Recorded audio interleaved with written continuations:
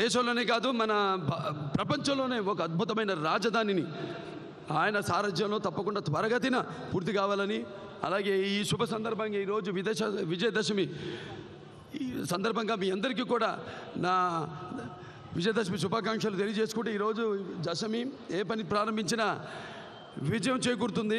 అటువంటి ఈ పర్వదినాన ఈ యొక్క రాజధాని యొక్క శంకుస్థాపనం జరగడం, అది మన ప్రధానమంత్రి గారైన నరేంద్ర మోడీ గారి చేతుల మీదుగా జరగడం మనందరి అదృష్టంగా భావిస్తున్నాను. త్వరగతిని పూర్తయ్యి అలాగే ఆ భగవంతుడు మీ అందరు కూడా ఆయుర ఆరోగ్యాన్ని, కీర్తి ప్రతిష్టల్ని, భోగభాగ్యాలని, సిరి సంపదల్ని, సంపూర్ణ ఆయుష్ని ప్రసాదించాలని ఆ భగవంతుని కోరుకుంటూ, ఇక్కడ పిల్లలు సాంస్కృతిక కార్యక్రమాలు ఎంతో చక్కగా అద్భుతంగా ఎండను కూడా లెక్క చేయకుండా వాళ్ళు ఎంతో ఉత్సాహంతో, మీరిచ్చిన ఉత్సాహంతో, ఎంతో ఈ అద్భుతమైన ఈ యొక్క సందర్భాన్ని వారు ఇచ్చిన ఉత్సాహంతో ఎంతో అద్భుతంగా వాళ్ళు ప్రదర్శించారు. వాళ్ళందరూ కూడా నా ఒక కళాతల్లి ముద్దు బిడ్డగా, నా తోటి కళాకారులకు అందరూ కూడా నా కృతజ్ఞతలు తెలియజేసుకుంటాను, అభినందనలు తెలియజేసుకుంటూ నేను సెలవు తీసుకుంటున్నాను.